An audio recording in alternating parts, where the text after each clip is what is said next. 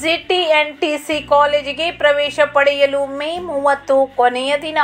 ಜಿಲ್ಲೆಯಲ್ಲಿ ಏಕೈಕ ಕೈಗಾರಿಕಾ ತರಬೇತಿ ಕೇಂದ್ರ. ಅತ್ಯುನ್ನತ ಉಪಕರಣಗಳು, ಸುಸಜ್ಜಿತ ಕಟ್ಟಡ, ಉತ್ತಮ ಪ್ರಯೋಗಶಾಲೆ ಹಾಗೂ ಗುಣಮಟ್ಟದ ಶಿಕ್ಷಣ. ದಾಂಡೇಲಿ ನಗರದ ಅಂಬೇವಾಡಿಯಲ್ಲಿರುವ ಜಿಟಿಎನ್ಟಿಸಿ ಕಾಲೇಜಿನಲ್ಲಿ ಡಿಪ್ಲೊಮಾ ಇನ್ ಎಲೆಕ್ಟ್ರಿಕಲ್ ಮತ್ತು ಎಲೆಕ್ಟ್ರಾನಿಕ್ಸ್ ವಿಭಾಗದಲ್ಲಿ ಇನ್ನು 30 ಸೀಟುಗಳು ಲಭ್ಯವಿದ್ದು, ಮೇ 30ರಂದು ಪ್ರವೇಶಕ್ಕೆ ಕೊನೆಯ ದಿನವಾಗಿರುತ್ತದೆ. ಆಸಕ್ತ ವಿದ್ಯಾರ್ಥಿಗಳು ಮತ್ತು ವಿದ್ಯಾರ್ಥಿನಿಯರು ಕೂಡಲೇ ಕಾಲೇಜಿಗೆ ನೇರವಾಗಿ ಭೇಟಿ ಮಾಡಿ ಪ್ರವೇಶ ಅರ್ಜಿ ಪಡೆದು ಪ್ರವೇಶವನ್ನು ಪಡೆದುಕೊಳ್ಳಬೇಕೆಂದು ಕಾಲೇಜಿನ ಪ್ರಾಂಶುಪಾಲ ದತ್ತಾತ್ರಿ ಕಾಳಿ ಡಿಜಿಟಲ್ ವಾಹಿನಿಯ ಮೂಲಕ ತಿಳಿಸಿದ್ದಾರೆ.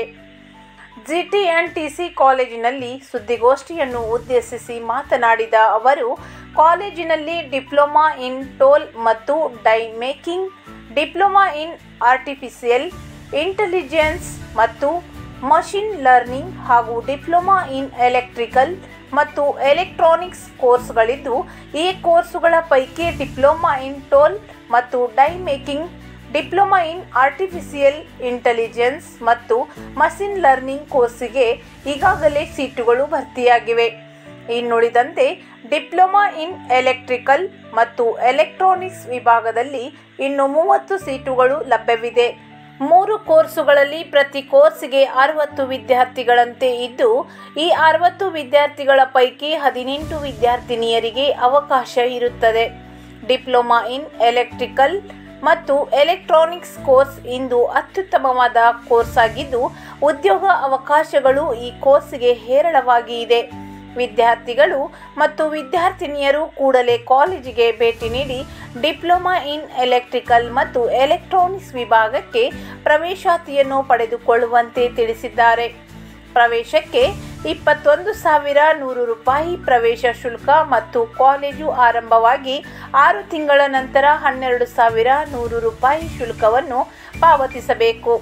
ಎಲ್ಲ ವಿದ್ಯಾರ್ಥಿಗಳಿಗೆ ಸರ್ಕಾರದಿಂದ ಸರಿಸುಮಾರು ರೂಪಾಯಿ 28,000 ವರೆಗೆ ವಿದ್ಯಾರ್ಥಿ ಶಿಷ್ಯ ವೇತನ ಬರುತ್ತದೆ.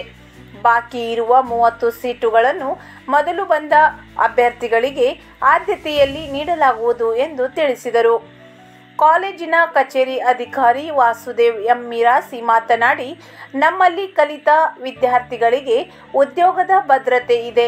ವಿಶೇಷವಾಗಿ ವಿದ್ಯಾರ್ಥಿನಿಯರು ಡಿಪ್ಲೊಮಾ ಇನ್ ಎಲೆಕ್ಟ್ರಿಕಲ್ ಮತ್ತು ಎಲೆಕ್ಟ್ರಾನಿಕ್ಸ್ ವಿಭಾಗಕ್ಕೆ ಪ್ರವೇಶವನ್ನು ಪಡೆದುಕೊಳ್ಳುವುದು ಅತಿ ಉಪಯುಕ್ತವಾಗಿದೆ.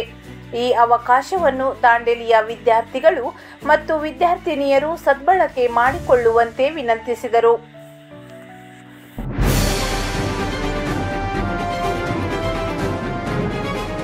ಇದು ಕಾಳಿ ಡಿಜಿಟಲ್ ವಾಹಿನಿ, ಸತ್ಯ ಮತ್ತು ಸ್ಪಷ್ಟ ಸುದ್ದಿ.